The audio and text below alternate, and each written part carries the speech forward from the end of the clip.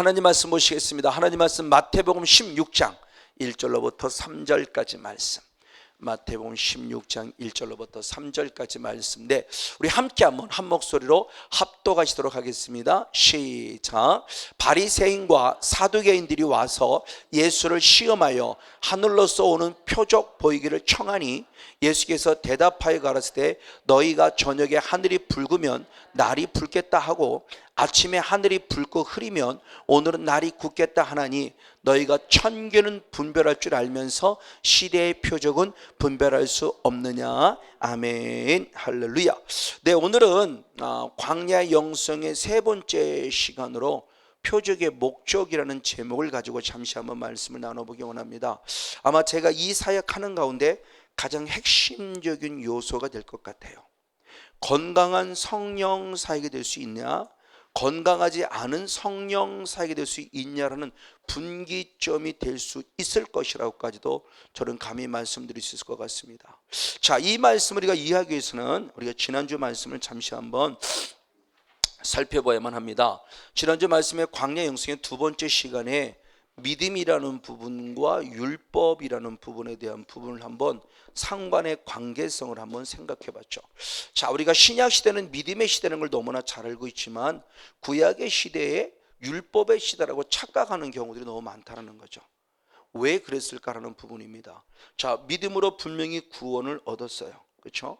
창세기 15장 6절 말씀에 로마서 그 말씀을 창세기 15장 6절을 기반으로 사도 바울이 로마서 4장에 쓴 거죠. 믿음으로 거룩해 의로움을 인도하는 이신칭의라는 교리를 만들어낸 배경을 만들어내죠. 믿음으로 분명히 구원을 얻었는데 이들이 죄를 범해요. 그래서 죄를 범한 결과 이들이 다 지옥을 간다라고 말하고 있어요. 사망을 얻는다고 말하고 있습니다. 믿음으로 구원을 얻는데 왜 지옥을 가고 왜 사망을 얻는가? 이게 로마서 5장 12절 13절의 말씀의 핵심이죠. 왜? 믿음으로 구원이면 당연히 천국 가야 되는데 왜 천국 가지 않고 지옥 백성이 자꾸 만들어지는가라는 부분의 모습입니다.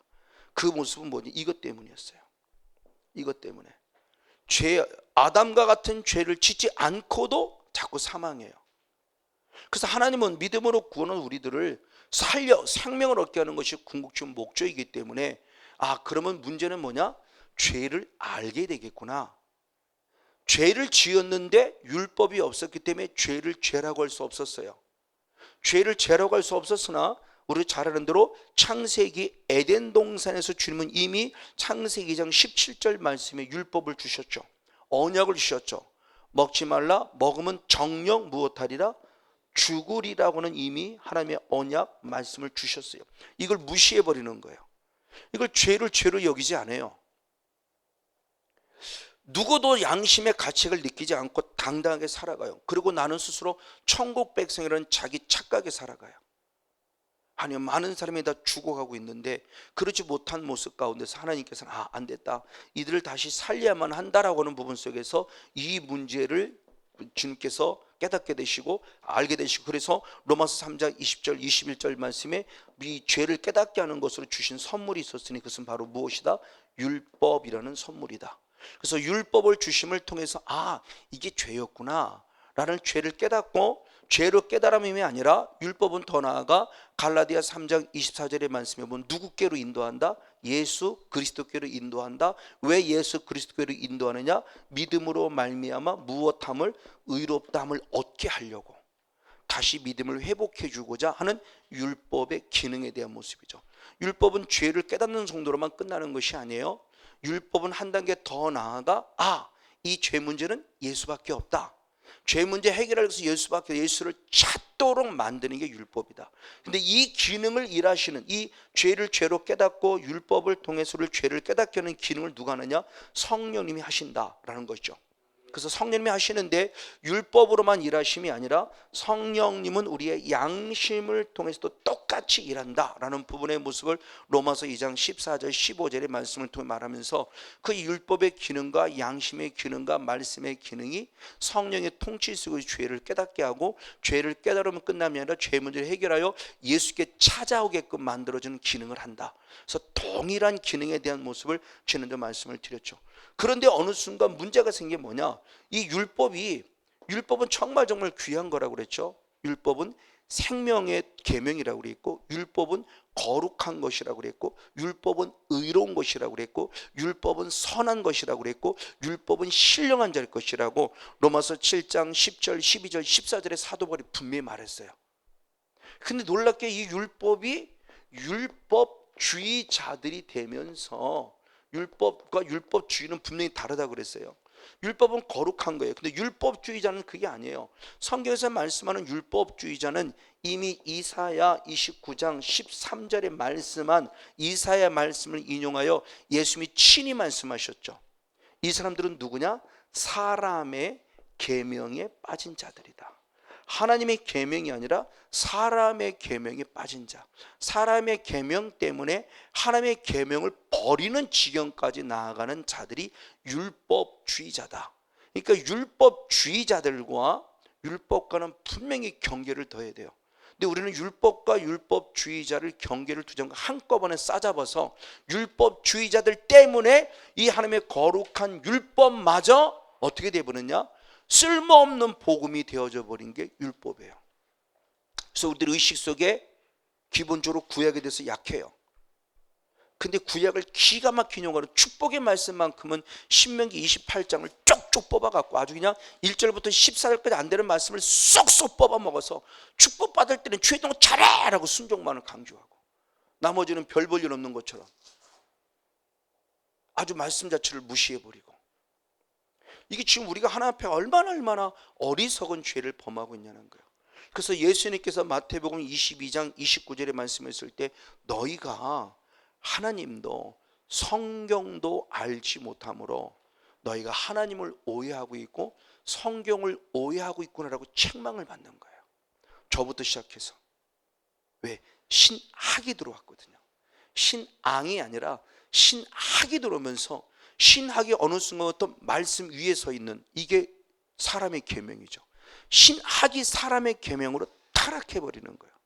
아니요, 아무리 신학이 탁월해도 말씀보다 낫을 수 없는 겁니다. 말씀이 위에 있고 그 말씀의 조명 아래 신학이 만들어져야지. 어느 순간부터 말씀은 저 밑바닥가 있고 신학이 있어서 우리가 하나님은 이렇게 말씀하셨다보다 칼빈은 이렇게 말했다고 말하고, 루터는 이렇게 말했다고 말하고, 하나님이 이렇게 말했고 예수님이 이렇게 말했다는 말은 안 하잖아요. 그럼 우리 또 그런 분들을 역시 박사라 달라 그러고, 역시 우리 목사님 탁월해 그러고, 그런 모습을 대단히 신봉해요.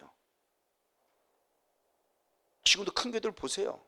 목사님들이 박사학위 자체가 없으면 목사로 청빙 자체가 안 돼요. 시험도 못 봐요.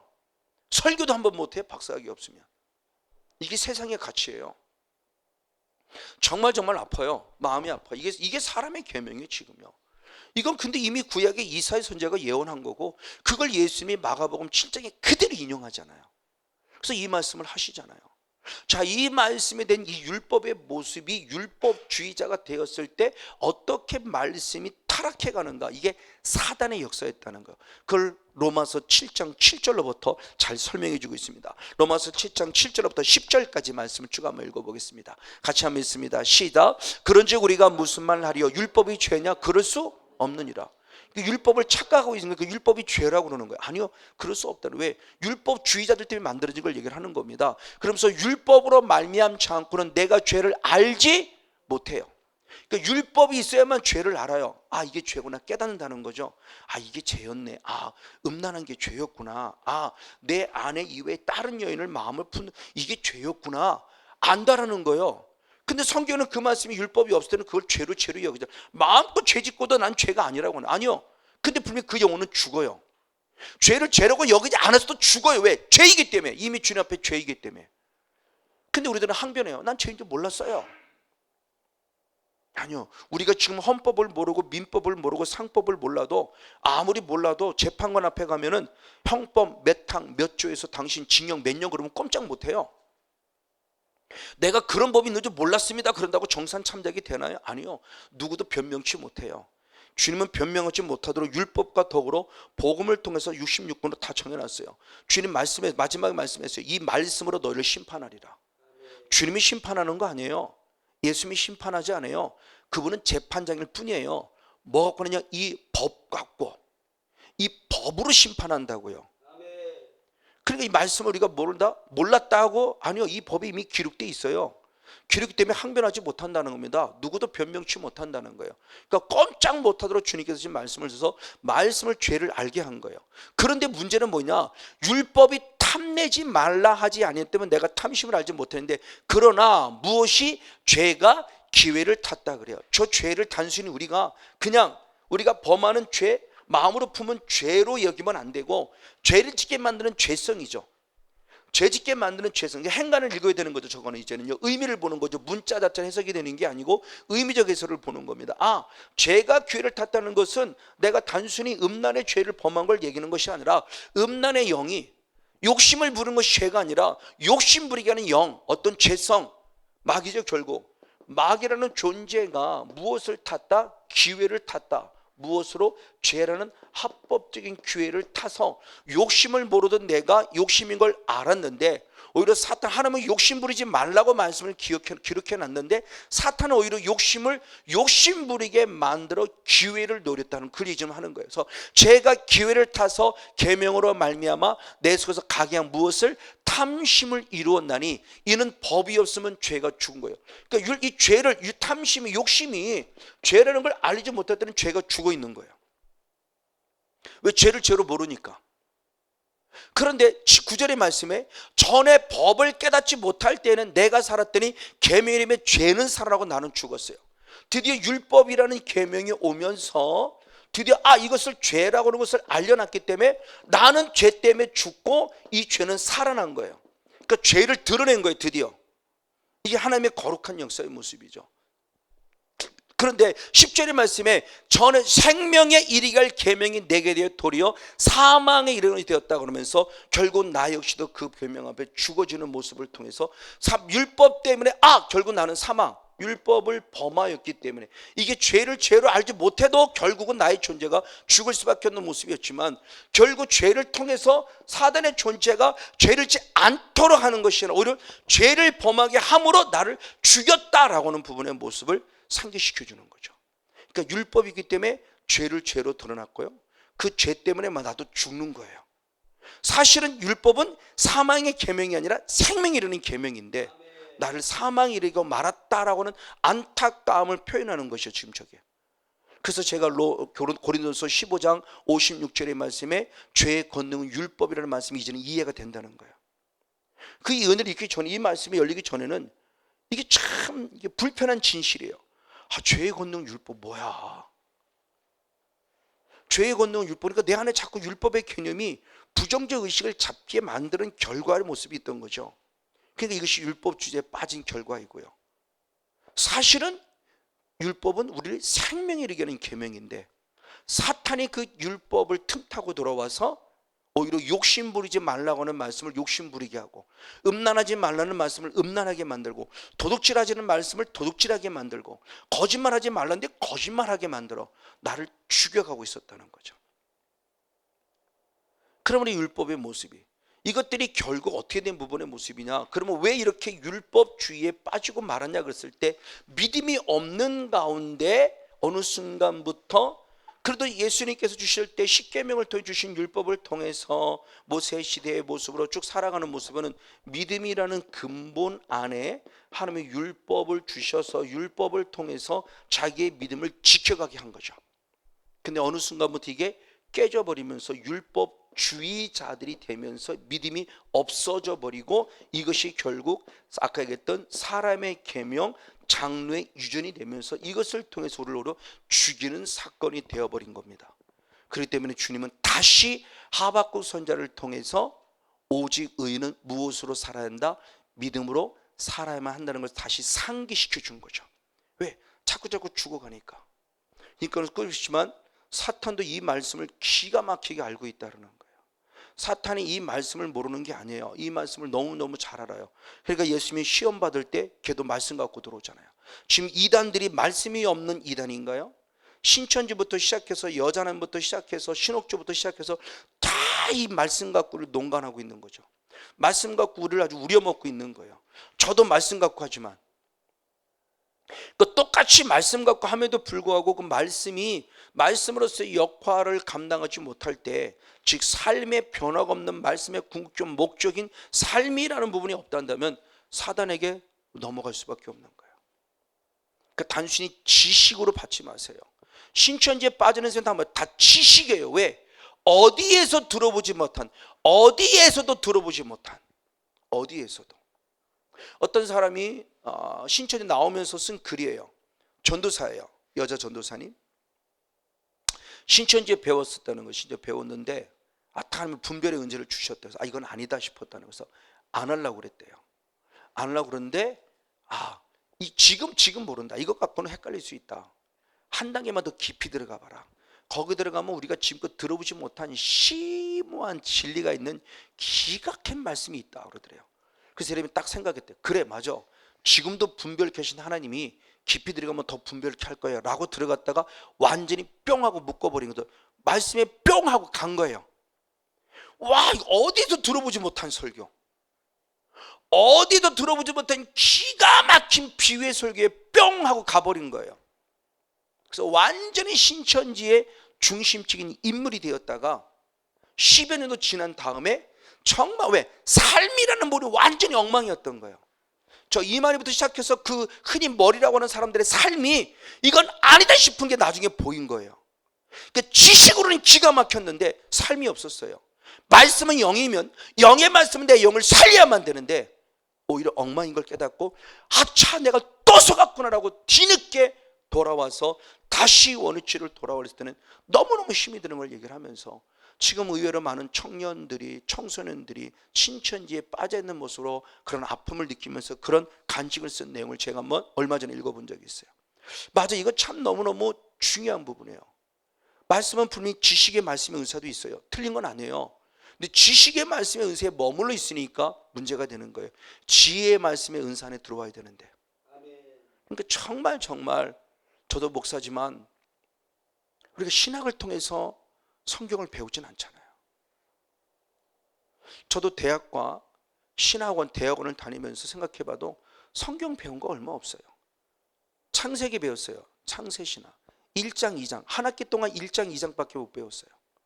성경 배운 게 없어요. 옛날에 신학교는 성경을 배웠다는데 오늘 신학교는 신학을 배우지 성경 배우지 않아요. 신학을 신학생들이, 저도 어려서 그렇지만 신학생들이 성경 읽어봐야 얼마나 읽겠어요.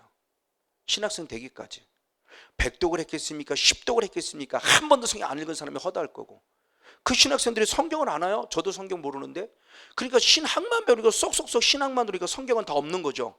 말씀은 없는 가운데 신학만 갖고 나중에 이제 목회하려고 성경을 읽고 설교하다 보니까 성경 읽다 보니까 그게 아닌 게 부딪혀지는 거고, 그나마 부딪히면 감사한데 부딪히지 않고 신학만 갖고 설교하면 그때는 이미 늦은 거죠. 그게 율법주의자들 같은 우리의 신앙생활이죠. 그것이 바로 사람의 계명이고요. 어떤 이런 모습들입니다. 이런 모습들을 통해서 결국은 아까 하박국 선지자를 통해서 사도 바울이 그래서 로마서 1장 17절에 하박국 2장 4절의 말씀을 인용하면서 중요한 믿음의 원리를 알려줬죠. 자, 로마서 우리 한번 1장 17절 말씀 시작. 복음에는 하나님의 의가 나타나서 믿음으로 믿음에 이르게 하나니 기록된 바 오직 의인은 믿음으로 말미암아 살리람과 같으니라. 아멘. 복음을 얘기하면서 복음에 뭐가 나타났다? 하나님의 의가 나타났다. 하나님의 의가 나타나는 오직 무엇으로 산다? 믿음으로 믿음에 이르러 산다. 그러므로 오직 의인은 무엇으로 말미암아 믿음으로 산다고 말하며 하박국 2장 4절의 말씀 인용해서 복음에 대한 정체성을 정확하게 기록한 게 로마서 1장 17절에 맞아요. 그러므로 우리 존재는 분명히 다시 한 번 더 율법의 관계의 모습에서 믿음과 율법의 관계는 뗄 수 없는 관계예요. 율법주의자가 잘못된 거지. 그래서 사도 바울 스스로도 그렇게 고백하죠. 자기가 사울의 영성이었을 때 갈라디아 1장 14절의 말씀을 봅니다. 자기가 어떤 영성을 가지고 살았는가를 봅니다. 누구보다 하나님께 열심이었지만 시작. 내가 내 동족 중 여러 영갑자보다 유대교를 지나치게 믿어 내 조상의 유전에 대해서 더욱 열심이었어요. 본인이 고백합니다. 하나님의 계명이 열심이었다? 아니요. 무엇에 열심이었다? 조상의 유전, 사람의 계명이 열심이었어요. 그러니까 율법주의자가 되는 거예요. 바리새인들처럼. 그러니까 정죄만 할 줄 알고 판단만 할 줄 알지 내 삶은 하나도 없잖아요. 그러니까 가식과 외식이 되는 거예요. 율법주의자들이. 그러나 하나님의 계명은 그렇지 않다는 거죠. 그걸 설명한 것이 마가복음 7장 7절로부터 말씀이죠. 7절로부터 10절까지 결승을 읽겠습니다. 시작. 사람의 계명으로 교훈을 삼아 가르치니 나를 헛되이 경배하는도다 하였느니라. 너희가 하나님의 계명은 버리고 사람의 유전을 지키느니라. 또 가라사대 너희가 너희 유전을 지키려고 하나님의 계명을 잘도 저 버리는도다. 아멘. 장래 유전에 대한 부분이죠. 제자들이 식사할 때 손 닦지 않은 것 때문에 바리새인들이 예수님의 제자를 정죄해요. 그러니까 예수님이 말씀하시는 겁니다. 니들이 이사의 선지자가 이미 얘기한 대로 너희들은 사람의 계명으로 사람을 가르침으로 말로만 주님을 존경한다 그러지 마음은 이미 떠난 자들이다. 너희들이 바로 하나님의 계명을 버리고 사람의 계명에 매있는 자라고는 책망을 하는 거예요. 지금 이런 사람들이 오늘날에도 있는, 이게 현대판 바리새인이에요. 정말 저와 여러분은 이 성경 66권에 진정한 하나님의 계명에 매여 있는지 아니면 내 계명에 매여 있는지. 제가 하나님께 회개했다는 말을 많이 했었죠. 11조 잘 드리는 사람을 장로 삼고 11조 많이 드리는 사람을 권사 삼는다. 이것도 사람의 계명 아닌가요? 성경 어디에 직분에 그게 있나요? 11조 잘 드리는 사람을 장로로 세우고 집사로 세우고 권사로 세운다는 게 이게 사람의 계명 아닌가요? 그리고 장로 되려면 5천만 원 내야 되라고 말하는 이거 장로 계명, 이거 사람의 계명 아닌가요? 목사 스스로가 지금 사람의 계명에 매여 있잖아요. 이건 하나님 믿는 게 아니라는 겁니다. 이 부분 속에서요. 맞아요. 그래서 정말 저와 여러분이 믿음과 율법의 관계 속에서 나는 정말 믿음으로 사는데 율법을 승화시켜 율법을 통해서 내 죄를 깨닫고 더 그리스도를 찾는 거룩한 영적 주인공, 성령의 감동 가운데 양심을 통해 일해서 오직 하나님만을 찾는 그런 믿음의 주인공이 되길 원하며 우리가 지난주에 말씀을 통해서 은혜를 나누었습니다. 이제 오늘의 말씀은 그러면 바로 이 믿음, 이 믿음이라는 것을 우리에게 허락하기 위한 하나님이 행하시는 일이 있어요. 하나님이 행하시는 일. 자, 하나님이 행하시는 일을 통해서 우리가 이걸 갖게 되는 겁니다. 아, 이거구나 라는 거예요. 대표적으로 지금 이스라엘 백성들이 어디에 처해 있냐? 애굽이라는 곳에 가 있죠. 그렇죠? 우리가 잘 알고 있습니다. 창세기 15장 6절에 믿음으로 무엇함을 받았어요? 의롭다 이것을 받았어요. 그런데 13절에 들어가서 너희가 이방인, 너희가 열방, 너희가 애굽에서 몇 년 동안 400년 동안이라는 아주 충격적인. 자, 16절에 구원받았는데 13절에 너희는 이방, 너희는 애굽, 너희는 열방에 400년 동안 종살이 할 것이라는 예언이 나와요. 아니, 구원 얻었는데 왜 종살이할 걸 예언하냐고요. 왜? 이미 우리 잘 아는 대로 12장에 하나님이 부르심, 그렇죠? 예정, 부르심, 예지, 예정 아셨고 불러내셨고 주님께서 불러내시는 가운데 그를 가나안 땅에 이르러서 들어갔다가 기근이 오니까 애굽으로 내려갔단 말이에요. 그 심는 대로예요. 구원 받았음에도 불구하고 애굽으로 내려가요. 그러니까 예수 믿는 걸 잘 얘기한다는 것이 수없이 얘기했어요. 예수 믿고 복 받는다? 너무 복 받는 거 육신의 복으로 생각하지 말라고 하는 것을 수없이 그랬어요. 왜? 지금 아브라함도 이렇게 놓고 애굽으로 내려갈 걸 예언했고, 그렇죠? 그리고 12장에 들어서는 이미 애굽 땅에 들어갔는데 기근을 당했고, 그리고 출애굽기 14장의 말씀에 들어와서 광야 땅에 들어왔는데 인생의 쓴물이 기다리고 있고. 그러니까 예수 믿고 복 받는다는 얘기를 잘 이해를 해야 돼요. 함부로 말했다가는 예수 믿고 더 어려움 당하면 무슨 예수 믿고 복 받냐고 이런 얘기 나와요. 육신의 복이 아닌 거죠. 그러니까 결국 정말 예수를 잘 믿으면 오히려 이런 아픔들을 겪을 수 있어야 돼요.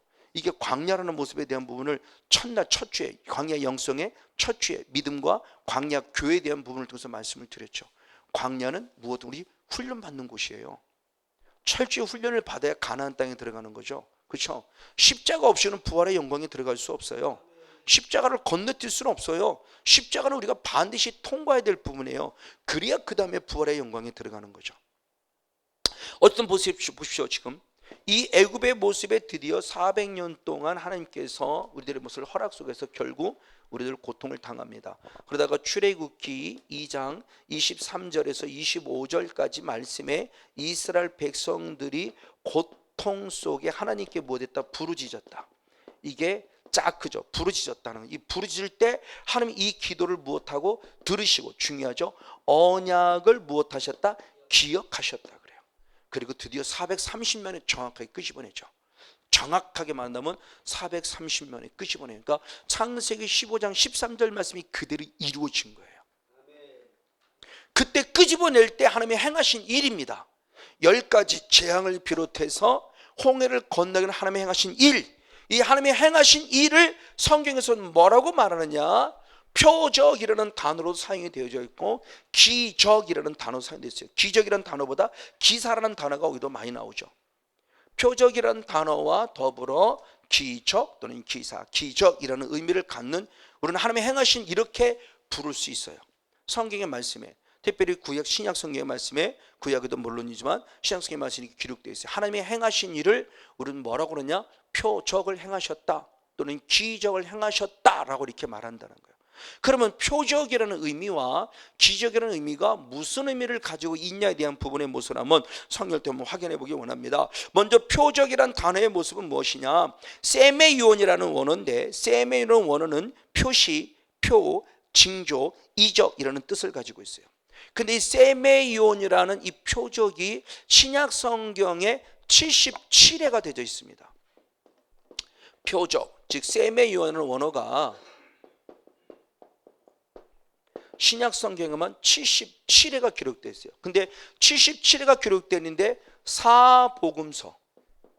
사복음서에 48회, 그 이외의 성경에 29회가 기록되어 있어요. 그러니까 사복음서에는 48회가 있고 그 이외의 복음서에, 그 이외의 성경에 29회가, 그러니까 사도행전부터 계시록까지 29회가 되어 있어요.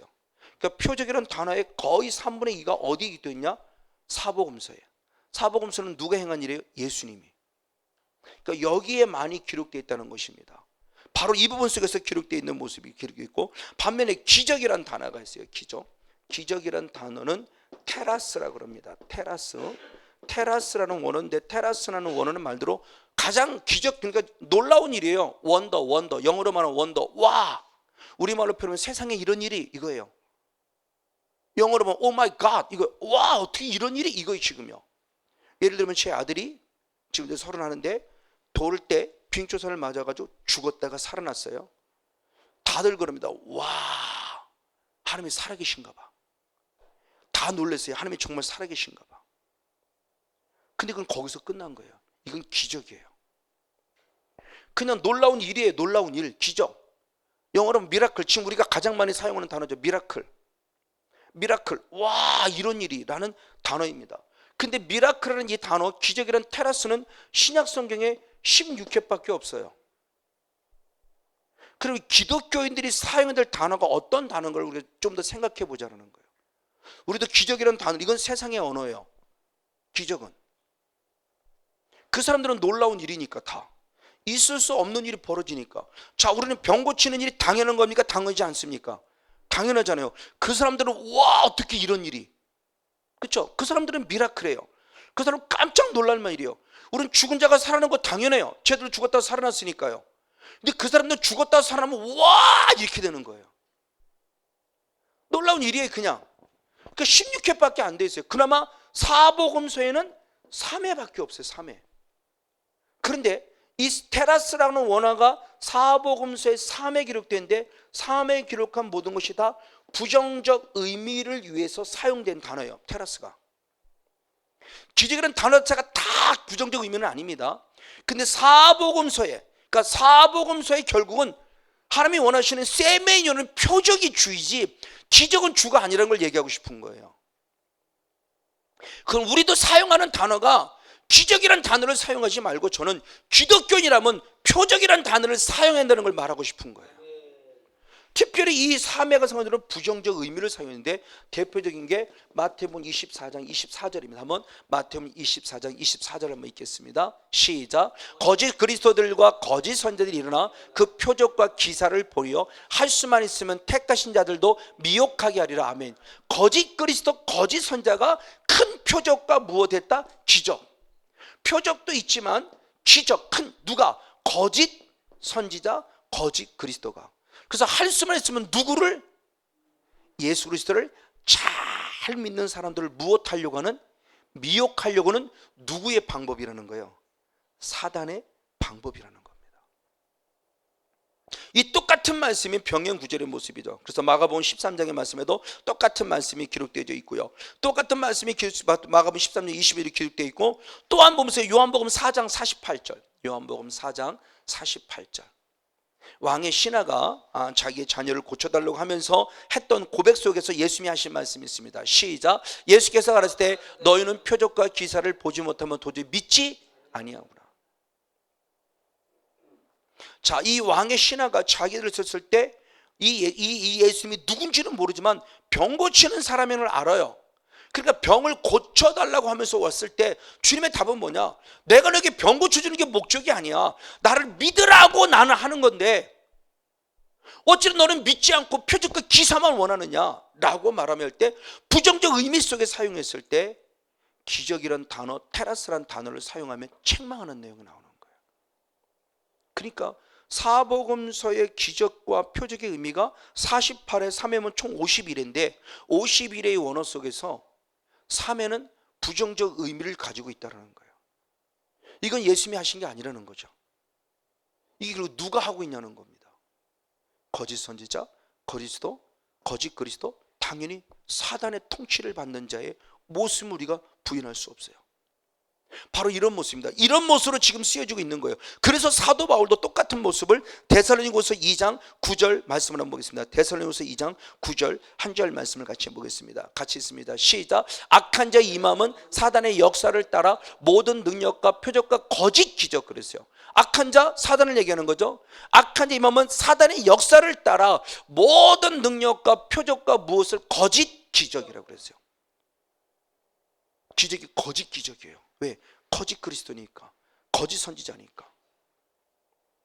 그러니까 기적이라는 단어를 사용할 때의 모습은 성경에서 말씀에 무조건 부정적 의미는 아니지만 많은 퍼센테이지를 부정적 의미를 가지고 사용하고 있다라는 부분이에요.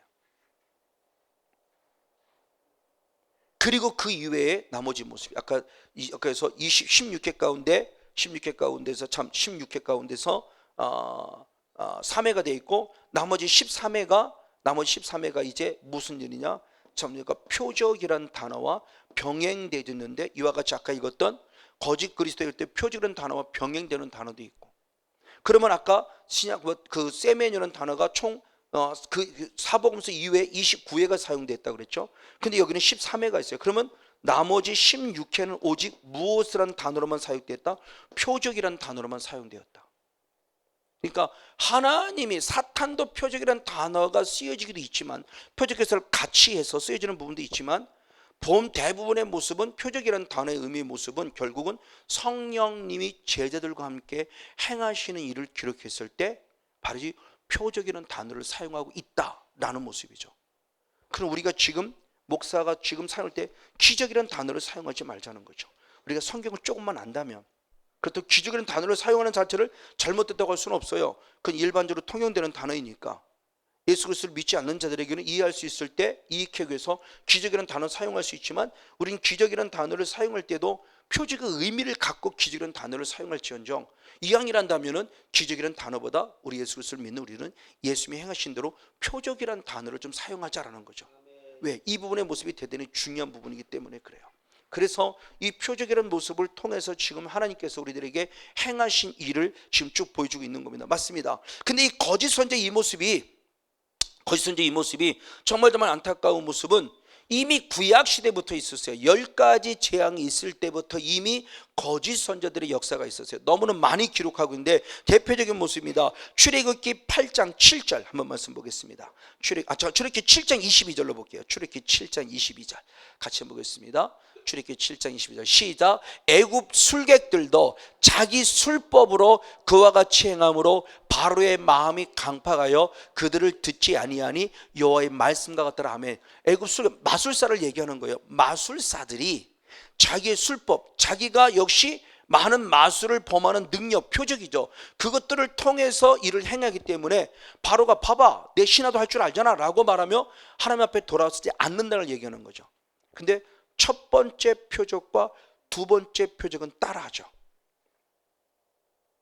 피가 되게 하는 부분에 물이 배는 피가 되게 하는 모습과 개구리가 일어나는 모습을 통해 따라해요. 그러나 세 번째부터는 따라하지 못하죠. 그러니까 이미 구약 시대에도 수없는 마술사들이 바로 이런 일을 했다고 표현하고 있고, 사도 바울의 시대의 모습에서, 참 베드로 때의 모습에서도 바로 마술사 시몬이 돈 주고 능력을 살려고 하다가 책망을 받죠. 너무너무 잘하는 말씀이에요. 그리고 이것이 계시록에 앞으로도 분명히 있을 것을 말하고 있어요. 지금도 이루어지고 있고요, 앞으로 계시록 시대에도 대표적으로 말해주고 있어요. 자, 계시록 13장의 말씀을 보겠습니다. 계시록 13장 11절부터 14절까지 말씀, 666 사건이 벌어지게 되는 계기를 마련할 때 기록된 말씀이죠. 같이 한번 읽습니다. 시작. 내가 봄에 또 다른 짐승이 땅에서 올라오되 새끼 양같이 두 뿔이 있고 용처럼 말하더라. 저가 먼저 나온 짐승의 모든 권세를 그 앞에서 행하고 땅과 땅에 거하는 자들로 큰 짐승에게 경배하게 하니 곧 죽게 됐던 상처가 나은 자니라. 큰 이적을 행하되 심지어 사람들 앞에서 불이 하늘로부터 땅에 내려오게 하고 짐승 앞에서 받은 바 이적을 행함으로 땅에 거하는 자들을 미혹하며 땅에 거하는 자들의 이를 칼에 상하였다가 살아난 짐승을요 우상을 만들려 하더라. 그러면서 바로 첫 번째 짐승, 두 번째 짐승, 그래서 두 번째 짐승의 첫 번째 것도 완벽하게 하면서 그를 살려 그를 경배케 만들어 666의 사건으로서 그를 경배할 때 666인을 맞아 이 땅에서 사느냐 영이 죽느냐, 이 땅에서 죽고 내 영이 사느냐는 666인을 맞게 되는 계기를 마련해 주는 거죠. 거짓 선자도 할 수 있다 없다? 할 수 있다.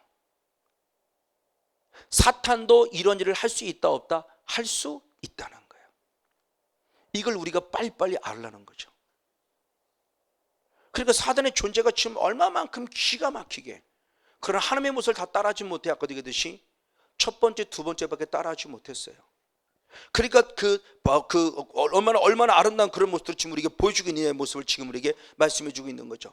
맞아요. 그랬을 때 그 애굽의 술사들이 이런 얘기를 합니다. 세 번째 그 일을 만들어내지 못할 때 그 세 번째 모습이 그걸 뭐라고 그러냐? 자, 출애굽기 8장 18절 19절 시작. 술객들이 자기 술법으로 이같이 행하여 이를 내려하였으나 못하였고 이는 사람과 생축에 있은지라. 술객이 바로에게 고하되 이는 하나님의 권능이다 하나 바로의 마음이 강팍하게 되어 그들을 듣지 아니하였으니 여호와의 말씀과 같더라. 아멘. 술객들이 세 번째는 따라하지 못했어요. 그랬을 때 인정합니다. 이건 누구만이 할 수 있는 것이다. 이건 하나님만이 할 수 있는 것이라면 사탄은 한계가 있음에 대한 부분을 얘기해요. 그 열매를 보면 아는 거예요. 결국은 이 일이 꾸준히 있어진다면 진짜 하나님의 사람일 것이지만 꾸준하지 못하고 어느 순간 한순간 무너져 버린다면 그는 그동안 하나님께 쓰임받은 게 아닐 수도 있다는 거죠. 저런 말씀들을 적용시키면 참 두려운 거예요. 두려운 거예요. 지금 성권용 목사가 행하는 이 일이 정말 하나님의 통치, 하나님의 주권, 하나님의 지배를 받아서 하나님의 인도를 받아 하나님의 쓰임받고 있는 것인가? 나는 그렇게 착각하고 있어요. 근데 아닐 수 있다는 거죠. 다시 한번 저와 여러분의 모습은 지금 어떤 모습을 가지고 있는가의 모습을 보게 됩니다. 맞습니다. 자, 이런 모습을 통해 보면서 표적이라는 단어와 다시 한번 기적이라는 단어가 쭉 사용이 되면서 우리의 모습은 결국 주님 무엇을 말하느냐? 하나님께서는 결국 행하시는 하나님의 일인데, 하나님의 일이 기적이라는 모습을 통해서 하나님은 기적을 기적으로 끝남이 아니라 이 기적이 무엇이 되길 원한다? 표적이 되길 원한다는 의미를 갖고 있다. 다시 말합니다. 기적은 하나의 현상이에요. 놀라운 일, 이렇게 나타나는 현상이에요. 죽었다가 살아났어요. 병 고침 받았어요. 이건 현상이에요. 기적은 이걸로 머무르는 거예요. 근데 표적은 뭐냐? 이 현상을 통해서 하나님이 원하시는 표적은 어떤 뜻이 있는 거예요. 즉 성권용 목사를 살려준 뜻이 있어요. 제 안에 불교용을 쫓아냈어요. 이건 한 기적이에요. 근데 기적으로 끝나면은 그냥 쫓아낸 거로 끝나는 거예요. 그럼 왜 나로부터 악한 영을 쫓아내 주셨지라는 원인을 찾을 수 있는 게 표적이 되는 거예요. 그러니까 주님의 뜻은 거기 있는 거예요. 성권용 목사야, 내가 너를 살렸다. 이게 살렸다가 중요한 게 아니라 왜 살렸냐를 알라는 거죠. 이게 표적이라는 거예요. 그러니까 주님은 세면이라는 단어를 사용할 수밖에 없고 77회나 신약성에서 사용하는, 그러니까 기적과 따지면 기적은 16회밖에 사용을 안 했어요. 표적은 단어를 77회를 사용했다고요. 거의 5배 정도로 사용한 거예요. 왜 이런 차이가 있지? 바로 이런 부분들의 모습이에요. 그래서 우리들의 존재의 모습은 결국 뭐냐? 하나님의 행하시는 통해서 뭐냐? 표적의 목적을 우리는 분별할 수 있어야 돼요.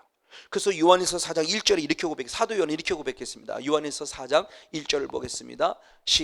요한일서 4장 1절 시작. 사랑하는 자들아 영을 다 믿지 말고 오직 영들이 하나님께 속하였나 시험하라. 많은 거짓 선자가 세상에 나왔습니다. 그러니까 나타나는 현상을 보고 현상 때문에 미혹되지 말라면, 현상 때문에 미혹되면 우리 666 임받을 수밖에 없어요. 와, 저 사람이 진짜 하나님인가 봐. 와, 죽은 자도 살리네. 666 받을 수밖에 없어요. 그거 하지 말라는 겁니다. 분별하라는 거예요. 분별. 그래서 아까 본문에 아까 읽었던 말씀이 마태복음 16장 3절 4절, 2절 3절 2절 말씀 읽겠습니다. 마태복음 16장 2절 3절 시작. 예수께 대답하여 가라사대 너희가 저녁에 하늘이 붉으면 날이 좋겠다 하고 아침에 하늘이 붉고 흐리면 오늘은 날이 굳겠다 하나니 너희가 천기는 뭐 할 줄 알아요? 분별할 줄 알면서 시대의 표적은 분별할 수 없느냐. 그러니까 현상적인 부분의 모습으로 끝나지 말고 그 현상을 통해서 나타난 모습으로 분별. 그쵸? 저녁에 날이 굳으면 내일 날이 좋겠구나. 아침에 날이 굳으면 오늘 날씨가 안 좋겠네 해서 안다고 하는 것처럼, 그렇죠? 어르신들이 그러죠. 저녁에 갑자기 몸이 찌뿌대. 그럼 내일 비가 오는 거 알아요. 그것처럼 그런 걸 분별하듯이 하나님이 행하신 여러 가지 많은 일들을 통해서 하나님이 왜 일을 행하셨지라는 걸 분별하라는 거예요. 주님이 행하신 표적의 목적을 알라고 하는 겁니다. 이걸 분별하라는 거예요. 이걸 모르고 그냥 나타나는 현상만 쫓아갔다가는 우리도 마귀한테 속아 넘어가기 딱 좋다라는 걸 지금 얘기를 하는 거예요. 그러니까 이것만 확실히 알아도 내가 하는 이 성령 사역이 가장 건강한 사역인지 건강하지 않은 사역은 스스로를 점검해 볼 수 있어요. 어디에 목적을 두었냐에 따라서. 그러니까 부족한 이 주의 종이 이 10년 전에 이 은혜를 막 깨닫게 너무너무 감사한 거죠. 그러면서 여러 가지 많은 영역도 받았죠. 가장 좋은 거는 저는 내일의 기름 부음 책. 이번에 어떤 목숨을 제가 사드리려고 했는데 제가 이 책을 읽어봤냐고 그랬더니 아직 안 읽어봤다면서 본인이 사셨어요. 그래서 제가 나중에 사랑의 빛을 갖겠다고 그랬는데 그분이 읽고 나서 요번에 와서 너무너무 고맙다고. 와, 이런 귀한 책이 있었느냐고. 너무너무 좋은 책을 권면을 받았다고. 너무너무 고맙고 감사하다고. 한순간에 다 읽었다고. 참 귀한 모습이에요. 맞아요.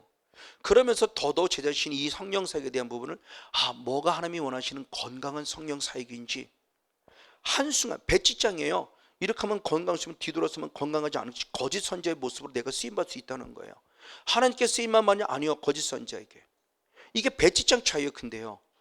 한순간이 한순간. 그러니까 이것에 대한 정체성이 확실하지 않으면 성권이 오는 사람도 어느 한순간 거짓 선자에게 쓰임받는 사탄의 도가 될 줄 모른다는 거죠. 그러니까 이런 모습도 우리는 늘 분별할 수 있어요. 맞아요. 이 모습을 통해서 보면서 예수님이 행하시는 모습이 결국 어디 있는 걸 봅니다. 대표적인 모습입니다. 누가복음 17장 15절부터 19절까지 말씀. 10명의 문둥병자가 고침받을 때 주님이 하시는 말씀입니다. 17장 15절부터 19절. 같이 한번 읽겠습니다. 시작. 그 중에 하나가 자기의 나은 것을 보고 큰 소리 함께 영광을 돌리며 돌아와 예수의 발 아래 엎드려 살해하니 저는 사마리아인이라. 예수께 대답하여 가르치되 10사람이 다 깨끗함을 받지 아니했느냐? 9은 어디 갔느냐? 그 이방인 외에는 하나님께 영광을 돌리러 돌아온 자가 없느라 하시고 그에게 이르시되 일어나 가라. 네 믿음이 너를 구원했느니라. 자, 10명의 문둥병자가 다 문제가 있는 거죠. 그러니까 하나님께 다 고침받기를 원한 거예요. 그래서 주님 앞에서 또 고침을 받았어요. 고침을 받았는데 예수님께 돌아와 무릎 꿇고 감사한 자는 몇 명뿐이요? 한 명이에요. 그러니까 주님 묻습니다. 9은 어디 갔니? 주님은 결국 뭐예요? 누구를 찾는 거예요? 이 9. 이 한 명처럼 고침받았다로 끝남이 아니라 육신의 구원으로, 육의 구원으로 고침받았다로 끝남이 아니라 고침받았으면 내 앞에 와서 무릎 꿇어 회개하고 용서를 구하고 내게 영광을 돌릴 때 나는 너의 무엇을 영혼의 구원인 믿음을 통해서 구원함을 받게 하기를 원한다. 이 목적이 있다는 거죠. 이게 고쳐주는 궁극적인 목적이에요. 이게 표적이라는 겁니다. 고침받았다, 이건 우리가 보면 기적이에요. 근데 영혼의 구원을 얻었다, 이건 결국 뭐예요? 표적이죠. 지금 이거를 원하는다는 거지, 이거를. 근데 대부분 여기서 머물러 버리니까 지금 우리들의 사역이나 교회들의 모습이나 많은 부분들이 때로는 손가락질 받기로 하고 물질의 연관이 되고 이성의 연관이 되고 명예의 연관이 되면서 말로가 안 좋다는 얘기를 하는 거예요. 많은 사람들이 그런데 선배 목사님도 성령 사역하지만 성령 사역 말로가 안 좋아. 왜? 이걸 모르니까. 다 여기서만 끝났잖아요. 예수님은 절대 여기서 끝내지 않았어요. 예수님이 여기서 끝나기를 원하잖아요. 조금 전에 48번의 쓰임받은 그 모습이 절대 이거로 끝나는 게 아니라는 거, 다 여기에 목적을 두고 있었다는 거예요. 근데 대부분 기도하는 사람도, 기도 받기를 원하는 사람도 이거로 끝나요. 고치기만 해주세요. 아니요, 주님은 고침받는 게 문제가 아니라 고쳤으면 여기까지 들어오라는 거죠. 그럼 기도해주는 사람도 마찬가지요. 고침받으면 끝나지 마세요. 고침받으면 여기까지 들어오세요. 여기까지 알려줘야 된다는 걸 얘기를 하는 겁니다. 이게 성령사의 궁극적인 강한 궁극적인 목적인 거예요. 그 기적을 바라보는 눈과 표적을 바라보는 눈이 분명히 달라져야 됨에 대한 모습을 말씀하는 부분의 모습입니다. 그래서 로마서 12장 2절 말씀에 하나님의 선하시고 기뻐하시고 온전한 뜻이 무엇인지 분별하라는 거예요. 이걸 분별하지 않으면 어떤 결과가 오느냐? 자, 마태복음 16장 한번 4절의 말씀을 보겠습니다. 아까 3절까지 말씀 읽었죠? 마태복음 16장 4절. 이걸 분별하지 못하면 어떤 결과가 오느냐? 자, 같이 한번 읽겠습니다. 시작. 악하고 음란한 세대가 표적을 구하나 요나의 표적밖에는 보여줄 표적이 없느니라 하시고 저희를 떠나가시더라. 아멘. 이 표적의 목적을 알지 못하고 표적을 구하는 자에게 악하고 누구라고 그래요? 음란한 세대라고 합니다. 그러니까 영적으로 악하고 영적으로 음란한 세대, 당연히 사단에게 사로잡힌 자의 요구인 거죠. 그러니까 사단에 사로잡힌 사람은 그것만 해주세요. 그것만, 그냥 병만 고쳐주세요. 자꾸 기적으로만 끝나요. 그러면서 우리를 책망하시는데 똑같은 병행 구절인 마가복음 8장 12절, 마가복음에 기록되어 있어요. 병행 구절에 마태복음 16장 1절부터 4절까지 똑같은 병행 구절이 마가복음에 기록되는데 마가복음 8장 12절은 이렇게 기록했습니다. 같이 한번 읽습니다. 시작. 예수께서 마음속에 깊이 탄식하며 가라사대 때 어찌하여 이 세대가 표적을 구하느냐? 내가 진실로 진실로 너에게 이르노니 이 세대에게 표적을 주시지 아니하리라. 표적의 목적을 모르고 계속 표적만 구하면 악하고 음란한 세대라며, 이런 사람들은 다시는 주님께서 표적을 행사하지 않겠다. 표적을 행하지 않겠다는 거예요. 쉽게 말하면 병 고쳐주지 않겠다는 거죠. 그러니까 지금 우리들의 모습이 그거예요. 하나님이 내게 예를 들어 병을 고쳐줬어요. 그럼 병을 고친 표적의 목적 안에 들어왔을 때 그 다음도 주님이 일해주는 건데, 병을 고침 받았는데 그 다음에 표적의 목적으로 들어오지 않으면 다시는 하나님은 그 사람에게 그 일을 행해주지 않겠다는 거죠. 근데 보세요, 더 악해지게 하잖아요. 표적의 목적으로 들어오니까 더 악해져요. 더 악해지면 주님이 고쳐주는데 안 고쳐주신다는 거예요. 이 말씀이 주님이 직접 하신 말씀이에요. 성건전 목사하는 얘기가 아니고요.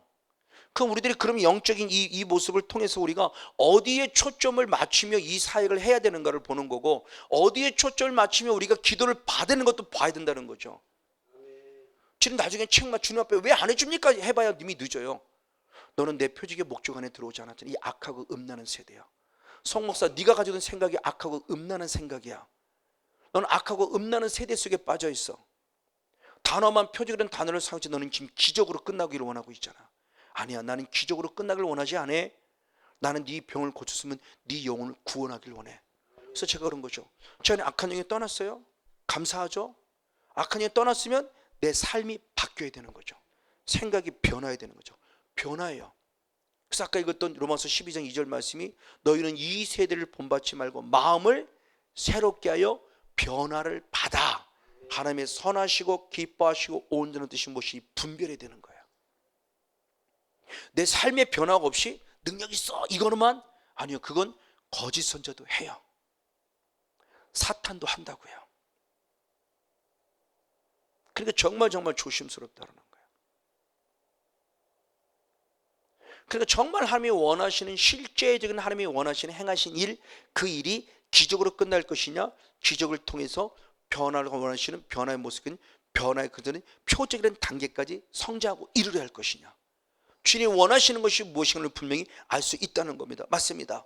그렇기 때문에 그 다음부터 주님께서 이 사역 이후에 이제는 주님이 2년, 3년의 사역 가운데서 약 2년과 1년의 사역이 나누죠. 2년과 1년의 사역의 기점이 되는 것이 요한복음 6장의 오병이의 사건 이후예요. 오병이어 이후의 사건 이전까지는 불특정 다수에게 표적과 기사와 이적을 통해서 표적의 목적을 나타내기 원했는데, 다음 주에 좀 더 깊이 나누겠지만 이 표적의 목적을 알지 못하니까 이제는 주님은 제자 중심의, 말씀 중심의 사역을 했으면 사역 자체가 전환이 되죠. 이건 대단히 의미심장. 그럼 이 안에 표적과 기사가 아니 있어요. 근데 그만큼 수가 줄어들었죠. 여기 2년까지 이 철저진 이 사역 중심의 모습이 이제는 말씀 중심, 제자, 이제 불특정 다수가 아니라 제자 중심을 통해서 말씀 중심의 사역 중심의 사역이 바뀌어요.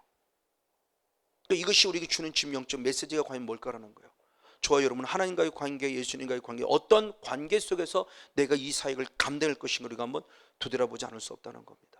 바로 그분의 모습 맞습니다. 이런 부분을 통해서 주님께서 주실 때, 그러면서 주님이 말씀할 때 우리 잘 아는 대로 요한복음 6장 63절의 말씀에 바로 살리는 것은 무엇이요? 영이니라고 말하며, 내가 이른 말이 영이요 생명이다 라고 말하며 말씀 중심의 사역으로 전환점이 되는 사건의 모습이 있습니다. 자, 그러면 오늘 핵심적인 부분은, 그럼 도대체 내가 하나님 예수님이 내게 주는 표적의 목적이 뭐냐? 왜 표적, 왜 기적을 통해서 표적되기를 원한다면은 그 병 고치는 사건들을 통해서 우리에게 원하는 바가 뭐냐는 겁니다. 그 첫 번째가 뭐냐? 하나님을 믿게 하기 위함이에요.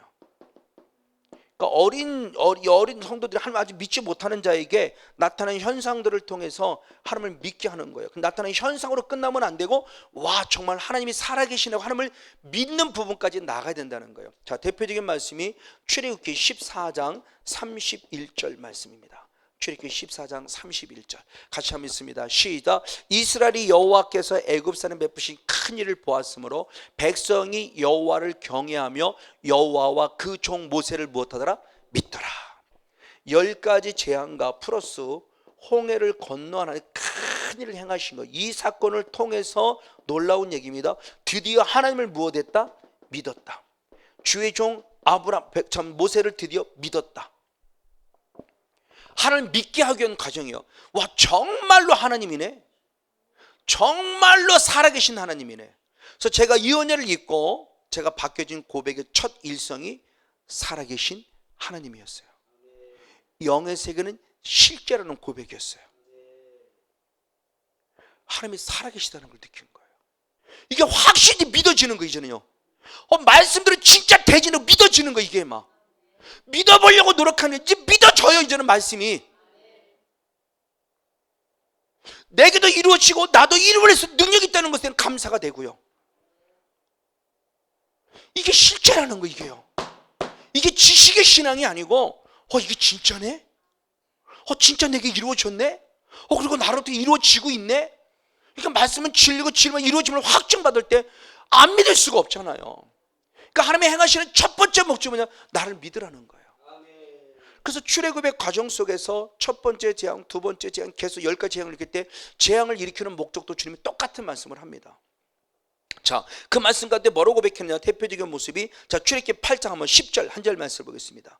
첫 번째 재앙도 마찬가지지만 두 번째 재앙인 출애굽기 8장 10절에 두 번째 그 개구리가 되게 하는 그 모습을 통해, 개구리 재앙을 통해서 주님 원하는 바가 뭐냐를 얘기합니다. 시작. 그가 가로되 내일이니라 모세가 가로되 왕의 말씀대로 하여 왕으로 우리 하나님 여호와 같은 이가 없는 줄을 알게. 그러니까 하나님의 재앙을 일으켜서 그들을 정신차리는 궁극적 목적은 하나님을 하나님으로 알게 하기 위함이에요.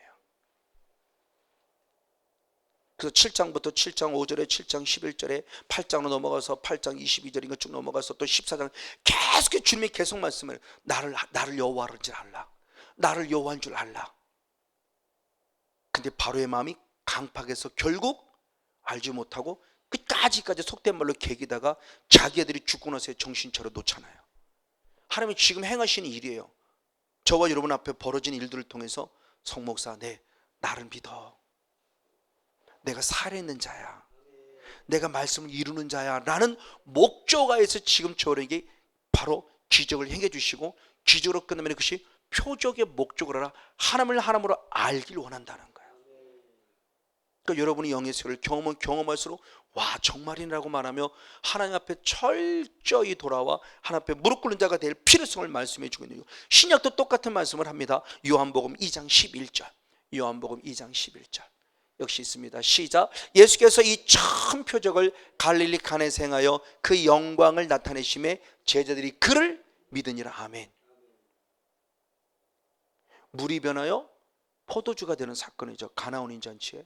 그때 제자들이 예수를 무엇했어요? 믿었어요. 믿음이 좋아서 제자가 된 게 아니고요, 제자로 세워놓고 뭐를 주는 거예요? 믿음을 주시는 거예요. 목사가 믿음이 있어 목사 된 게 아니고요, 목사로 만들어 놓고 계속 지금 내게 뭐를 거예요? 믿음을 주시는 거예요. 하나님의 행하신 일을 보면서. 그래요. 그래서 제가 지금 25년 가까이 있는데 처음에 전도사 때 시작해서 처음 오면서 쭉 오면서 25년의 과정까지 많은 환난과 역경이 있으면 과정을 오면서 자꾸 가면 갈수록 내가 하나님을 믿어지는 거예요. 이제는요, 아 정말이구나, 정말이네. 그러니까 하나님을 믿어지는 거예요. 막 이제는 옛날에만 믿어야지, 믿습니다, 안 믿어지니까 믿습니다 막 이러면서 믿어보려고 했는데 안 믿어졌어요. 믿습니다. 그럼 이렇게 하면 또 믿음이 되려나? 믿습니다. 안 믿어지는데 뭘. 근데 지금은 믿습니다 안 해도 믿어져요. 왜? 영의 세를 제가 경험했으니까. 죽었던 제 아들이 살아나는 경험을 했고요, 제 악한 영이 떠나갈 경험했고요. 그러면서 하나님의 행하시는 일들을 보면서 와 진짜 하나님이 살아계시구나, 영의 세계가 실제구나, 하나님이 정말 살아계시는 역사 안에 반면에 사탄도 지금 방해하고 있구나. 이게 다 믿어지고 알아지니까 영의 세계가 실제로도 확실히 믿어지니까 영적 경각심을 갖게 되고요. 아 정신 바짝 차려야 되는구나. 이거 조금만 등 따스고 배불러서 조금만 나태하면 사탄이 탁 치고 또 쓰러뜨려 넘어뜨리는구나. 이 영의 세계가 실제라는 거 맞아요. 지금 그 부분 때문에 주님이 일하고 있음에 대한 모습을 보여줍니다. 그렇기 때문에 그 대표적인 모습이 누구냐? 구약시대에 엘리야라는 선지자가 그 갈멜산의 영광의 불을 떨어뜨릴 때 그가 하시는 그 사역의 핵심적인 요소가 바로 여기 있었습니다. 그래 이렇게 기도합니다. 열왕기상 18장 36절, 열왕기상 18장 36절 말씀을 역시 한번 같이 한번 읽습니다. 시작. 저녁 소재 들을 때 이르러 선지자 엘리야가 나아가서 말하되 아브라함과 이삭과 이스라엘 하나님 여호와여, 주께서 이스라엘 중에서 하나님이 되심과 아멘, 내가 주의 종이 됨과 아멘, 내가 주의 말씀대로 이 모든 행하는 것을 오늘날 알게 하옵소서. 할렐루야. 그렇죠? 지금 바알 선지자와 아세라 선지자와의 엄청난 영적 싸움을 싸우는 겁니다. 그 싸움을 싸워감 속에서 나 혼자서 하나님을 사람으로 싸울 때 하나님께 기도하는, 하나님 지금 하늘에서 이곳에 불을 내리실 때 이 백성들이 하나님을 하나님으로 알게 하시고 내가 주의 종임을 알게 하시고 이 능력이 하는 것도 내가 하는 것이 아니라 하나님께서 하게 하셔서 하는 것임을 알게 하옵소서. 자기를 드러내지 않아요. 보세요, 내가 능력 있습니다, 이거 아니라는 거죠. 내가 능력 있는 거 보세요, 이거 아니라는 거예요. 하나님을 하나님 되게 하려고 능력을 행하는 거예요. 근데 그 능력을 행하고 마저도 내가 하고 싶어 하는 것이 하나님이 하게 하셨다는 걸 고백해요. 그러니까 참 두려운 거예요. 걱정하지만 내가 고쳐줄 게 아니요, 그 고쳐주는 일만 하나님이 하게 하셔야만 될 수 있다는 거죠. 그러니까 성회를 나갈 때 공개 사역을 하려고 하는 마음이 들어요. 그럼 이 마음이 내 마음인지 하나님 마음인지 몰라요. 그래서 하나님 여기서 공개 사역을 하기를 원합니까? 그러면 그렇게 많지는 않아요. 사실은 몇몇 교회는 했었었죠. 제주도 집회도 했었고 인천 집회도 했었고 몇몇 교회는 했었었는데 그때는 하나님이 하게 사니까 확실히 역사가 나타나는 거죠. 그러니까 하나님이 하게 하셔서 하는 것과 내가 한번 해볼까라고 하는 것 차원이 다르다는 거예요. 해볼까 하는 것은 반대로 안 될 수도 있는 거죠. 하나님이 하게 하셨으면 확실한 걸 보여줄 텐데. 그러니까 이런 모습 속에서 우리들의 모습을 돌아보지 않을 수 없는 거예요. 그래서 주님이 하시는 말씀이 요한복음 10장 37절 38절에 참 중요한 말씀 하셨어요. 요한복음 10장 30절 38절 하도 예수님을 안 믿으니까 주님이 하시는 말씀입니다. 시작. 만일 내가 내 아버지를 행치 아니하거든 나를 믿지 말라. 그러나 내가 만일 행하거든 나를 믿지 아니할지도 그 일만은 믿어라. 그러면 너희가 아버지께서 내 안에 계시고 내가 아버지를 있음을 너희가 무엇을 깨달아 알 것이다. 그러니까 하나님의 행하신 일을 보면서 믿으라는 거예요. 그럼 너희가 하나님을 결국 알 거라는 거예요. 저 일? 저건 사탄이 할 수 없어. 하나님만 할 수 있는 일이야. 맞아요. 그 일이 딱 분별됐을 때 하나님의 행하신 일을 통해서 하나님을 믿게 됐을 때 하나님을 알게 된다는 것을 얘기해 주는 거예요. 성령 주시는 감동을 통해서 하나님을 알 수 있음에 대한 부분을 말씀하는 부분이죠. 이게 분별이죠. 이게 지혜의 영이에요. 이종선 목사님을 행하는 모든 일들이 지금 정말 하나님이 하시는 일이냐? 성건용 목사를 통해서 행하시는 일, 또 우리 협력사를 통해 행하는 모든 일들이 정말 하나님이 행하시는 일이냐? 라고 분별할 수 있어야 되고, 그것이 하나님이 행하신 일임을 분별될 수 있으면 그때 나는 누구를 하나님을 믿게 되고 하나님을 알게 된다는 거예요. 행하신 일을 통해서. 왜? 아직은 내게 말씀을 가진 믿음이 없어요. 그러니까 하나님이 보여주는 거예요. 자꾸 보여주는 거예요. 봐라, 내가 한 거 있잖아. 이건 사탄이 하는 게 아니라 내가 너를 사랑하고 너를 살리기 위해서 내가 하는 거야 라는 걸 보여주는 거죠. 그래서 가장 먼저는 기적을 기적으로 끝내지 말고 기적이 표적이 돼서 하나님을 하나님으로 믿고 하나님을 하나님으로 알게 되는 그런 은혜와 능력의 모습이 오늘 저와 여러분 있어지를 간절히 주님으로 축복하고 축원을 드립니다. 그래서 예수님께서 나사로를 살렸을 때 나타난 사건의 반응들입니다. 자, 요한복음 11장 45절로부터 48절까지 말씀. 45절부터 48절까지 말씀 같이 한번 읽습니다. 시작. 마리아에게 와서 예수의 하신 일을 본 많은 유대인들이 저를 믿었어요. 죽은 나사로 사는 걸 보고 믿었어요. 근데 그 중에 어떤 자는 바리새인들에 가서 예수의 하신 일을 고하였더니 이에 대장들과 바리새인들이 공회를 행하 모으고 가로되 이 사람이 많은 표적을 행하니 우리가 어떻게 하겠느냐. 만일 저를 이대로 두면 모든 사람이 저를 믿을 것이요. 그래 로마인들이 와서 우리 땅과 민족을 빼앗아가라. 자, 그들도 그들을 이 예수님이 행하신 일을 통해서 믿을 걸 알아요. 알으니까 믿지 못하게 하려고 표적을 방해한다고 있는 거죠. 똑같은 표적을 봤는데 누군가는 믿어지는 사람인 반면에 믿지 못하게 하려고 불신을 갖고 방해하는 자도 있다는 거예요. 그렇죠? 성령 사역을 반대하는 자들이냐? 성령 사역을 반대하는 자들이 불신자가 반대하나요? 누가 반대하나요? 목사님들이 반대합니다. 이게 대제사장이잖아요. 이게 바리새인이잖아요. 이게 서기관이잖아요. 성령 사역 반대하는 사람들 불신자가 안 해요. 성도가 안 해요. 목사님들이 해요. 성경 알고 있다는 목사님들이요. 왜? 신학 때문에. 성령 사역 끝났다고 그러잖아요. 성령 사역 끝났다 그러면 기도 응답도 없어야 되고, 성령 사역 끝났다 하면 우리 지금 예수 믿을 때 날마다 사탄에게 방해를 받아야 돼요. 왜 성령 사역 초대교회를 끝났다고 그러냐고요. 그 2000년 전에 끝난 거야. 2000년 전에. 이게 우리 교리잖아요. 이게 우리 신학이잖아요. 그래서 성도는 헷갈리는 거예요. 그래서 제가 몇 번 얘기를 했죠. 저희 신학교 때, 대학원 때 이종윤 목사님, 그 목사님이 저희 신학교에 와서 그런 얘기를 하셨어요. 자기가 전도사로 있을 때 시골교회를 갔다는 거예요. 시골교회를 갔는데 어떤 일이 벌어졌냐? 시골교회 갔더니 성들이 들어가서 전사님 기도 좀 해주세요. 아프기만 하면 기도해달라고 그러는 거예요. 근데 나는 신학을 이미 성령의 역사는 초대교회 끝났다고 배웠는데, 그러니까 나는 초대교회 끝났다고 배웠는데 성도는 기도해달라고 그러는 거예요. 아니, 소가 아파도 기도해달라고 그래요. 돼지가 아파도 기도해달라고 그래요. 미치겠다는 거예요 이게.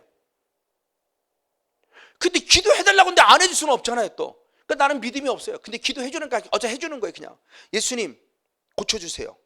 근데 놀라운 일은 고침받았어요. 그래서 전화가 와서 전우사님 하나님 영사님 기도 고침받았어요. 나는 미치겠는 거예요. 왜? 나는 끝났다고 배웠는데 이게 진짜로 이루어지니까 나는 믿음이 없어요. 이 사람의 믿음을 보고 지금 고쳐준 거예요. 그러니까 이분의 생각이 바뀌는, 이거 봐라. 성경도 지금도 이루어지네 이거예요. 성경도 지금도 역사가 나타나네. 나중에 속까지 고침을 받네 이게. 그러니까 나는 미치겠는 거야. 미치겠는 이게. 내 신학이 이게 막 혼돈이 온다는 거 이게 왜 이런 일이 있는 거예요? 왜? 그래서 깨달은 거야. 내가 잘못 배웠구나. 성경은 진짜 지금도 이루어지고 있구나. 그때부터 본인의 의식이 깨지기 시작하면서 성경을 믿는 믿음으로 바뀌었다는 얘기를 하면서 그런 걸 때 그 신학생 들을 때 충격으로 들렸어요. 그 얘기가요. 와, 이런 목사님들이 이랬었어? 그런데 이렇게 훌륭하게 쓰임받은 거야? 이게 얼마나 제게는 충격으로 와닿는지 몰라요. 지금도 잊지를 못해요. 바로 이런 부분들의 모습이죠. 목사님들이 방해해요. 신학자들이 방해해요. 성도는 뭐냐? 우리 목사님이 그러는데 그렇지. 우리 목사님이 그러는데 그러지 성도들이 그건 잘못돼서 말하는 아무도 없어요. 우리 목사님이 가라사대 거기는 이단이래 가지 말래 그러지 걔네들이 잘못돼서 말하는 사람 아무도 없어요. 다 목사님이 문제예요. 목사님이. 지금 이런 일들이 지금 똑같이 벌어지고 있는 부분의 모습이 지금요. 그러니까 많은 사람들이 예수의 사역의 모습을 방해하는 거예요. 표적을 행사하지 못하도록. 지금 그 일이 벌어짐에 대한 모습을 얘기합니다. 맞습니다. 결국은 표적을 통해 주는 믿는 것이 모습인데 이런 믿음을 또 하나 중요한 모습이 안식이래요. 다음 주 좀 더 구체로 말하는데 자, 안식일의 모습입니다. 자, 출애굽기 31장 13절 말씀을 봅니다. 출애굽기 31장 13절 같이 봅니다. 시작. 너는 이스라엘 자손에게 고하여 이르기를 너희는 너희 자신을 지키라. 이는 나와 너희 사이에 너희 대대의 표적이니 나는 너희를 거룩하는 여호와인 줄 너희로. 안식일을 허락한 목적이 뭐냐? 쉬라고 한 게 아니에요. 그 안식일을 통해서 누구를 알라고? 하나님을 더 깊이 알라고. 그래서 안식일이 표적인 거예요. 안식일은 현상이 아니잖아요. 그러니까 저 자체가 표적이에요. 하나님을 하나님으로 알게 하려고. 너 편히 쉬어. 물론 육적인 부분 속에 쉼도 있어요. 7일째 일하고 쉬었다고 해서 쉬라고는 것도 있어요. 근데 그거로 끝나면 안 되는 것이 아니라 그 안식일을 통해서 예배함으로 하나님을 더 인격적으로 알라는 거죠. 그래서 표적의 첫 번째 목적은 하나님을 하나님으로 믿게 하기 위하며 하나님을 하나님으로 알게 함이라는 것입니다.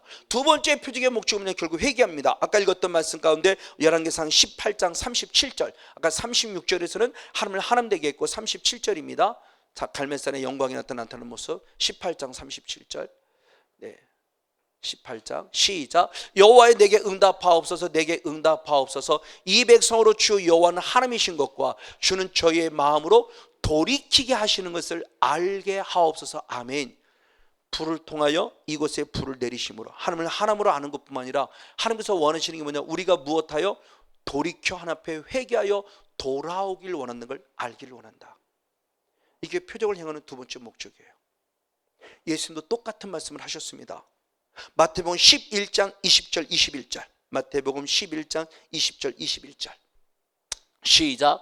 예수께서 권능을 가장 많이 베푸신 고을들이 회개치 아니함으로 그때 책망하시되 화가 있을진저 고라시나 화가 있을진저 베세다야 너에게 행한 모든 권능을 두로와 시돈에 행했다면 저희가 벌써 베옷을 입고 제에 앉아 회개하였으리라. 아멘.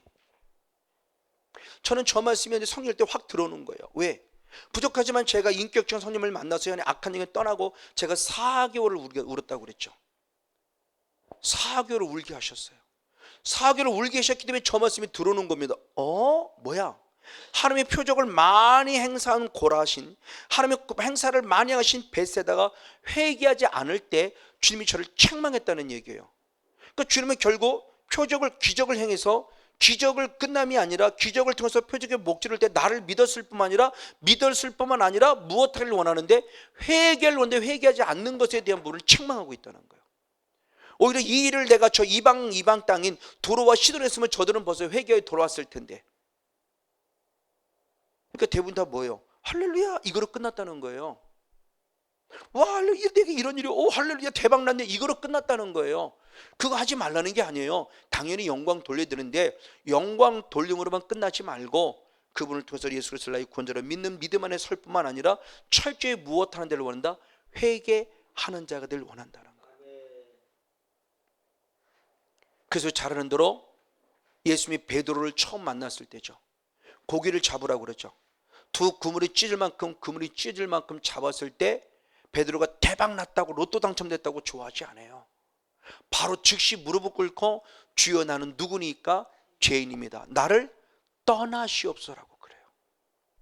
그러니까 하나님이 즉시로 이제는 너는 고기를 낚는 어부가 아니라 사람을 낚는 어부가 되게 하라고 그를 바로 제자로 스카우트해요. 왜? 표적의 목적을 정확히 한 거죠. 베드로는 인격적인 주님을 이제서야 만나는데 이제서 만났을 때 그를 정확하게 알아준 거예요. 표적의 목적 안에 딱 들어오니까 이제는 너는 사람 낚는 어부야 내 제자가 되라 말하며 바로 스카우트해서 베드로를 쓰시잖아요. 그런 성도님으로서 지금 마찬가지 이 사역하면서 제가 끝까지 예수님의 제자가 되고 끝까지 예수님께 쓰임받으려면 나는 늘 무엇하는 자? 회개하는 자가 돼야 돼요. 능력 나타난다고 교만해서 어깨 뻥 들어가서는 큰 코 다친다는 겁니다. 능력을 행하면서도 하나님을 믿지 않고 능력을 행하면서도 내가 하나님 앞에 회개하지 않으면 주님은 아웃이라는 거예요. 능력을 행하면 행할수록 더 주님이 믿어지는 은혜 안에 있고 능력을 행하면 행할수록 죄의 이름을 고백하며 늘 주님 앞에 겸손하게 무릎 꿇을 때 끝까지 쓰신다는 거죠. 바로 이게 두 번째 목적이에요. 그럼 세 번째 목적은 표적의 목적은 뭐냐? 말씀이 진림을 확증시키고 오는 주님의 거룩한 뜻이 있다는 겁니다. 맞습니다. 자, 마가복음 16장 20절 한 절 말씀 읽어보시겠습니다. 마가복음 16장 20절 한 절 말씀 있습니다. 시작. 제자들이 나가 두루 전파할세 주께서 함께 역사하사 그 따르는 표적으로 말씀을 확실히 증거하신다. 할렐루야. 자, 제대로 나가 복음을 전합니다. 주님 이제 승천하셨을 때 그때 놀라운 일이 예수님이 친히 함께 했어요. 그래서 역사를, 그러니까 제자들이 능력이 있는 게 아니었어요. 예수님이 능력이 주체였고 그분이 승천하셨음에도 불구하고 다시 제자들에게 임하셔서, 성령이 임하셔서 계속 일하게 하실 때 왜 이랬냐? 그 따르는 표적으로 무엇을, 말씀을 확실히 증거하시기 위해서라는 거죠. 표적의 목적을 하는 것은 이 말씀이 진리이고 진리 말씀 반드시 이루어짐을 증명하기 위해서 예수님이 표적을 행하고 계시다는 거예요.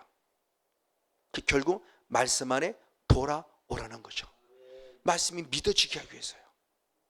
그래서 사도 바울도 똑같은 고백을 합니다. 사도행전 14장 3절 말씀을 봅니다. 사도행전 14장 3절 한 절 말씀을 같이 보겠습니다. 시작. 두 사도가 오래 있어 주를 힘입어 담대히 말하니 주께서 저희 손으로 표적과 기사를 행하게 하여, 할렐루야, 주가 자기 은혜의 말씀을 증거하셨더라. 할렐루야. 나타난 현상이 현상으로만 끝남이 아니라 그 현상을 통해서 어떤 일이냐? 말씀이 진리이고 진리의 말씀 반드시 이루어짐을 증명해 주셨다는 거예요. 그럼 성원 용서도 마찬가지죠. 그래서 주 어떻게든 부족하지만 더 말씀 중심의 목회를 하려고 애쓰는 거예요. 똑같은 성령 사역도 그냥 능력만 나타내는 것이 아니라 능력을 나타내기 위해서는 먼저 이런 말씀이 있었다는 걸 전해야 되고, 이 말씀이 지금도 이루어지고 있다는 걸 보여줘야 말씀을 따르는 신앙으로 만들 수 있다는 거죠. 지금 그거예요. 내 능력 자랑하려고 능력 행하는 거 아니라는 거죠. 말씀이 진리를 확증시켜 주려고, 믿음의 증인되게 하려고 우리를 쓰시는 하나님이라는 거예요. 그 표적의 세 번째 목적이죠. 이 사명을 제일 잘 감당한 누구냐? 빌립 집사님이에요. 집사님. 예수님의 12제자가 아니었어요. 집사님이 일을 행했대요. 자, 마지막 결론으로 창세기 사도행전 8장 6절 10절, 8장 6절 10절 두 절 말씀을 같이 보겠습니다. 8장 6절과 14절 말씀 시작. 무리가 빌립의 말도 듣고 행하는 표적을 보고 일심으로 그의 말하는 것을 쫓더라. 아멘. 14절. 예루살렘에 있는 사도들이 사마리아도 하나님의 말씀을 받았담을 듣고 베드로와 요한을 보냈다. 아멘. 빌립 사람은 가장 먼저 뭐냐? 말씀을 증거했어요. 그리고 말씀이 진리를 확증시키는 뭐를 보여줬어요? 표적을 보여줬어요. 그랬더니 사마리아 사람들이 무엇을 따랐어요? 말씀을 쫓았어요. 이걸 예루살렘에 있는 베드로와 요한이 듣는 거예요. 그 소문을. 와, 사마리아 교회가 정말 건강한 사역을 하고 있구나. 누가? 빌립 사람을 통해서. 그러면서 와서 친히 안수하죠. 정말 집사님이 된 사람은 뭐냐? 능력은 행했지만 자기가 안수는 안 해요. 안수는 누가 와서 했냐? 베드로와 요한이 와서 했어요. 이게 정말 하나님 앞에 붙잡히면 안 되는 질서를 지킬 줄 아는 자예요. 왜? 안수는 내가 하는 게 아니에요. 그러니까 내가 안수를, 그러면 이미 빌립은 성령을 받았기 때문에 능력이 나타난 자니까 얼마든지 임파테이션 할 수도 있어요. 얼마 능력을 전이시킬 수 있어요. 근데 안 해요. 나는 그냥 표정만 보여주는 사람일 뿐이에요. 그 소문을 들은 베드로가 와서 안수함으로 사마리아 사람들에게 성령 받게 하는 일을 해요. 그러니까 진짜 건강한 사람은 질서를 지킬 줄 안다는 거예요. 목회자의 권위를 세워줄 줄 아는 거예요. 그게 결국은 자기 권위도 쓰는 거죠. 자기 잘해도 깝죽댔다가는 한순간만, 예를 들어 베드로가 하지 마라고 하면 끝이잖아요. 그러면 결국 마수사 시몬하고 같은 사람은 같이 얼마든지 타락할 수 있어요. 근데 빌립은 조용했습니다. 잠잠했습니다. 자기가 해야 할 자기 자리를 지켰어요. 근데 사탄은 절대 자기 자리를 지키지 않게 해요. 그러니까 빌립이 진짜라는 걸 아는 거예요. 열매를 보면 안다고 그랬어요. 저도 저희 성도들에게 능력이 임해서 군부했을 때도 있었지만, 능력이 임했었지만, 그분들이 지금 오지는 못했지만, 그분들에게 능력이 행했지만 아무나 가서 기도하러 줬다는 거예요. 부족하지만 제가 있을 때 다시 기도해주고 기름 부어주고 제가 있는 앞에서 향하게 했어요. 왜요? 사탄이 어느 틈을 타버리면, 분명 하나님께서 일하시는 부분도 있지만 어느 한 순간에 사탄이 틈 타버리면 목회자가 없는 가운데 벌어지는 있으면 그 다 누가 책임지냐? 목회자가 다 책임져야 돼요. 그래서 목회자의 권위 앞에 쓰지 않을 때는 절대 못하게 해요. 하나님의 능력이 오히려 빠른 시간에 전파되지 못하는 것 같을지라도 오히려 목사가 있을 때 같이 예언하는 것도, 목사가 있을 때 안수받고 예언의 은혜를 다시 받고 예언하게 하고, 이 질서를 지금까지 지켜온 거예요. 그래서 그나마 교회가 그래도 건강하게 아름답게 여기까지 설 수 있었어요. 근데 여기서는 솔직히 안타까워요. 하나님이 계속 세우기를 원하는데 본인들이 안 들어와요. 이게 정말 안타까운 거예요. 아무리 얘기도 안 들어와요. 그럼 저는 거기까지예요. 왜 안 들어옵니까? 저는 말하지 않아요. 본인들이 알아서 할 일이에요. 그러니까 반대로 하나님은 또 협력사절을 붙여주신 거죠. 협력사절을 붙여서 부족하지만 저희 사역을 또 돕는 거죠. 그럼 저는 안타까운 거예요. 하나님의 사랑의 교회, 우리 성도를 직접 쓰기를 원하는데 쓰지 않으니까 촛대가 옮겨지잖아요. 우리 협력사역자에게. 그래서 저는 그게 또 안타까운 거예요. 어쨌든 보세요. 표적을 행하시는 목적은 하나님의 분명히 뜻이 있다는 겁니다. 하나님이 행하시는 기적이지만 기적이 기적으로 끝나지 않고 표적되기를 원한다. 그런 표적의 목적은 뭐냐? 하나님을 믿게 하기 위함이다. 내가 죄인을 발견해 회개케 하기 위함이다. 말씀이 진림을 믿어 진리 안에 들은 말씀을 쫓는 자가 되게 하기 위함이다. 이런 표적의 목적은 확실히 들어와서 더 건강한 사역이 되시고 건강한 믿음이 되게 하시고 건강한 역사를 이뤄낼 수 있는 우리 모두가 되어지기를 주님으로 간절히 축복하고 축원을 드립니다. 할렐루야.